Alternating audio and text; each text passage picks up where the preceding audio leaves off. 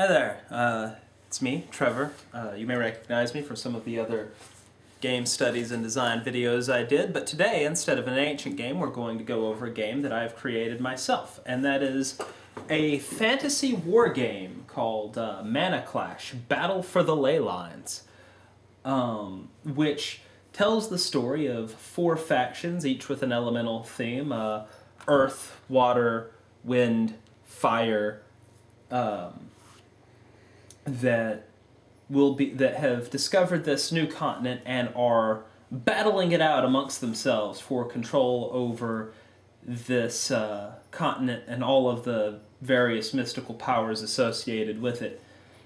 I'm going to go ahead and go over the materials for the game before I get started on how to play, just so you understand what I'm referencing. We are going to start with the map itself.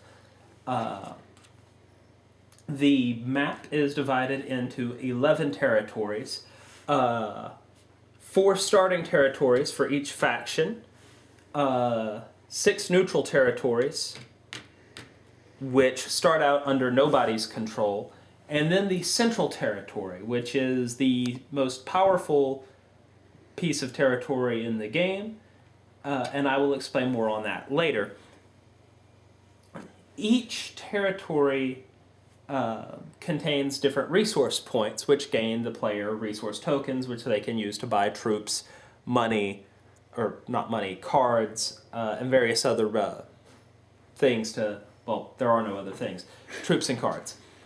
There are 4 types of resource points, and if you could just zoom in on the center territory, because that has 1 of each, there are forges, which are associated with fire, mines, which are associated with earth, windmills, which are associated with air, and fisheries, which are associated with water. Each resource point gathers the player that a player controls, gathers the player 2 resource tokens at the beginning of every turn. So right here, if a player controlled this territory, they would gain 2 for the windmill and 2 for the forge, as it is right now. However, if the ley line is attuned to the element in question, then the resource point gains an extra resource token for the player. So let me go ahead and go over the ley lines now. Each region has an element die. The element die has 1 point for one side for each element, yellow for air, blue for water, green for earth, red for fire. It also has 2 special sides, a white side, which represents all of the elements, and a black side, which represents 0 or none of the elements. Each starting territory, and the starting territories are designated by a triangle representing their element, red for fire, white for air instead of yellow for purely aesthetic purposes, blue for water, and black for earth. Again, earth being black because green on a green background would have just looked weird.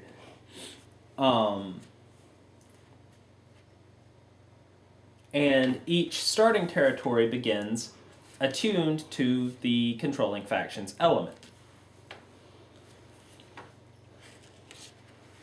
The rest of them are set up during gameplay, and the central territory has an invisible ley line that begins attuned to all of the elements, which means that the starting territory defaults to gathering 12 resource points, which is more than any other territory is capable of. But there is still a ley line here, which means it can be affected by cards. The cards are sort of the primary element of chance in the game, but they also are things that a player controls because you purchase cards with resources, so you take a chance when you do that, but they're all pretty powerful.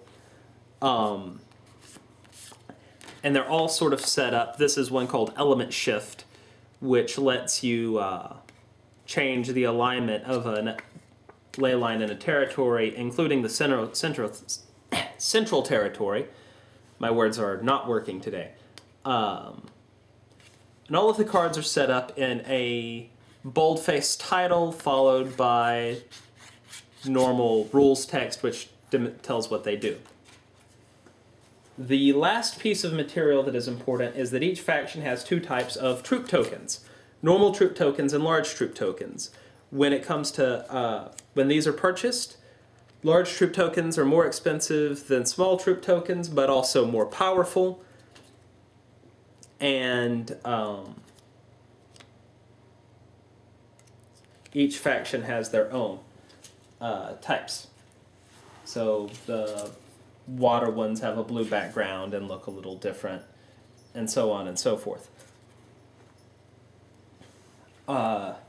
So I believe, oh, and one last piece of material is the resource token itself, which is this right here. There's a bag of them. If you run out, I encourage you to use coins, dice, pebbles, anything you've got laying around. If you're a gamer, maybe you own a Mancala set. Anyway, I have the rules here just to ensure consistency between what I say and what they say. So I will go over how to set the game up for play. The first step of setting up the game is attuning the ley lines. All of the neutral territories, which are currently have the die set up as black, which is 0 elements. You roll the die, the element die, and attune the ley line becomes attuned to whatever comes up. This can give a faction a distinct advantage at the start of the game, but barring extremely fortunate odds in a specific person's favor, it does not create any sort of insurmountable advantage. The next step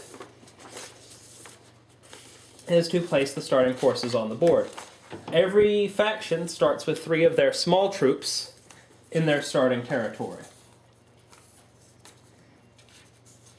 And we'll go over getting more troops when I get to the purchase phase.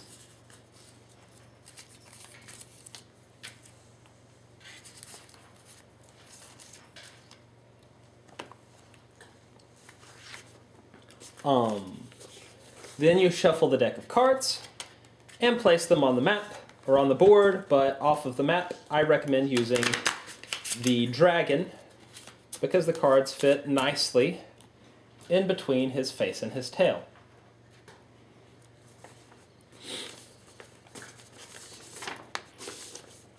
Now you get into the actual gameplay. There is the attunement phase, which usually does not happen on the first turn because all of the starting territories are set up. And the first turn is actually pretty simple. The second phase is the resource phase. I forgot to go over turn order. I apologize. Every turn the game is divided into turns, which are further divided into phases. Every turn has a series of phases: the attunement phase, the resource phase, the purchase phase, the movement phase, the combat phase, and the cleanup phase.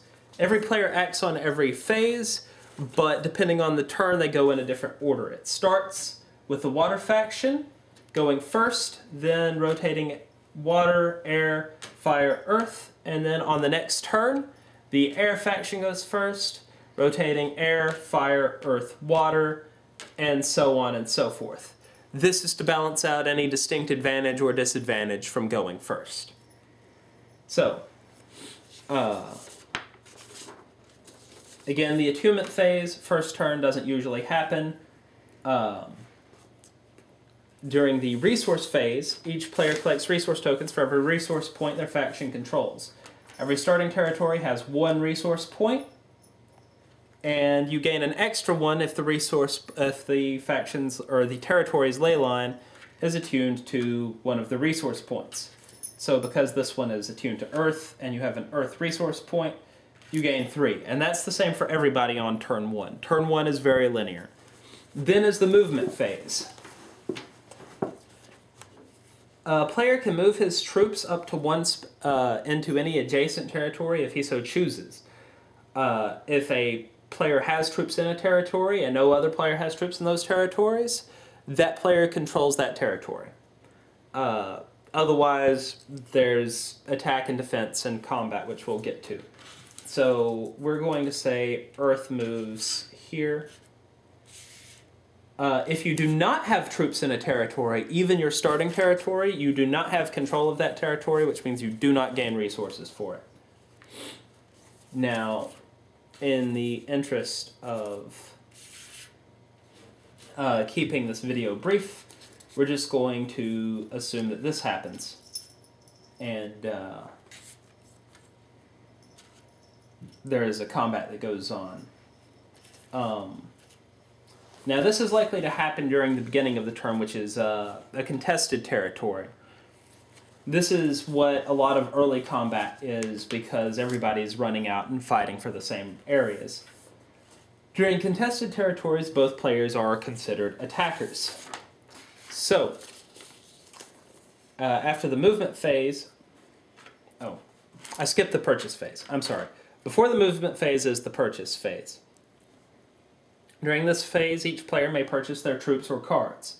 So you can... a small troop costs 2 tokens, a card costs 4 tokens, and a large troop costs 3 tokens.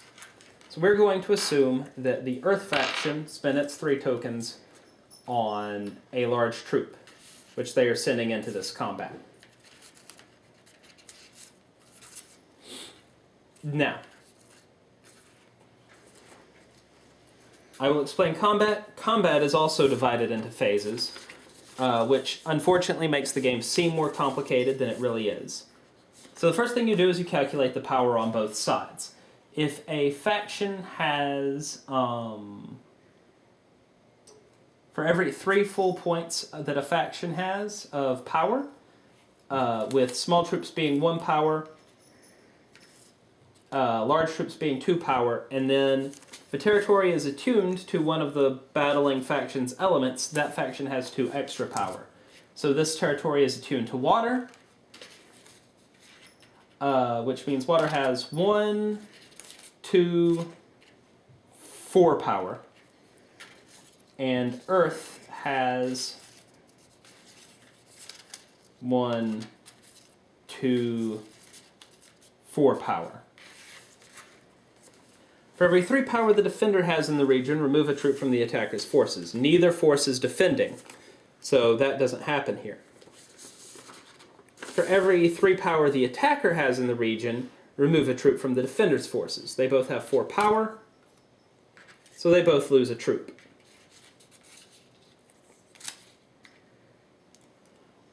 During the next step, whichever side has more power, remove troops from the other side equal to the difference. They both have the same power here, but if, for example, water had 2 extra guys here, then they would have 2 more power than earth, and they would remove 2 units from combat and take the territory. Now, in contested combat, you then shift... if cards are played, you shuffle them back into the deck and move on to the cleanup step of the normal territory, or of the normal game, which is where all of the cards that have been played over the course of the turn get shuffled back into the deck. None of that happened this turn. A normal combat with an attacker and a defender, however, would function a little differently than that. And I'm going to go ahead and go over that before I talk about victory conditions. So in this case, we're going to give the defending faction, Earth in this case, because they're closer to me, an army of troops like this. So they have 1 large unit for 2 power, 1, 2, 3 small units for a total of 5 power, and then the ley line is attuned to Earth for a total of 7 power. The water faction is attacking with 5 big units for a total of 10 power. And we go through the steps of combat again.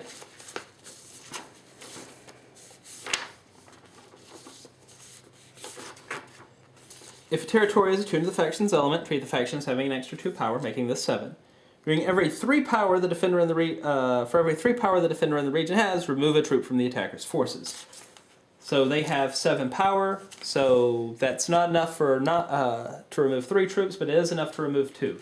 Now, even though these are large troops with 2 power, they still only count as 1 troop for purposes of troop removal, so they both get removed. This is to balance them against smaller units.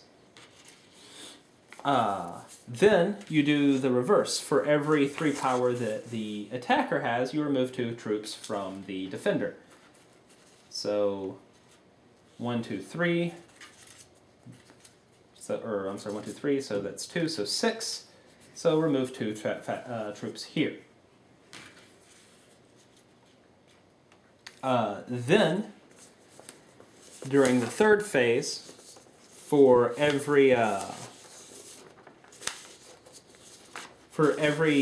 whichever side has more power during this step, you remove the troops from the other side equal to the difference. There is 6 here. We're going to go ahead and take him away for purposes of the exam, or actually, we're going to add 1 more for purposes of the example.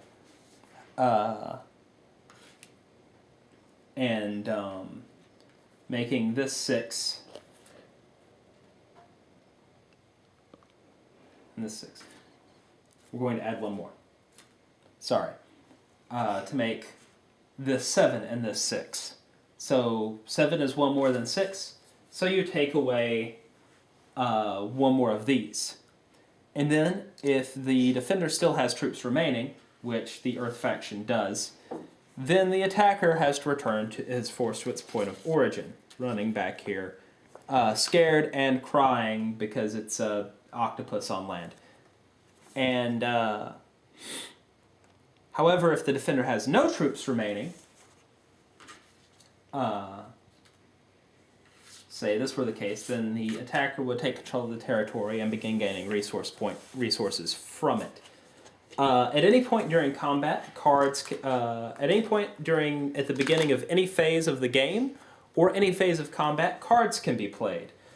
Some cards, like Element Shift, change the ley line attunement of a territory. Some cards destroy or attune a ley line to 0 automatically. Some cards affect combat, some cards affect resources and the ability to purchase. Cards, again, are really the way of changing up and shifting an advantage into your favor. There's no maximum hand size for cards, but cards do cost 4 resource tokens. Now let's talk about the victory conditions of the game. There are 2 victory conditions. One is if you eliminate all of the opposing factions. You don't have to control every territory, but if there are no enemy troops on the field, then the enemy can't gain or purchase resources, and at that point, there's no point in the faction that is remaining has won. The other is if a single player accumulates 100 resources before eliminating the enemy, then that player wins. This is designed to keep the game from stagnating into a stalemate, because you never know if your opponent is going to get that 100 resources before you. And I think that is everything you need to know to play, so thank you, and thank you for joining me. I hope you enjoy the game.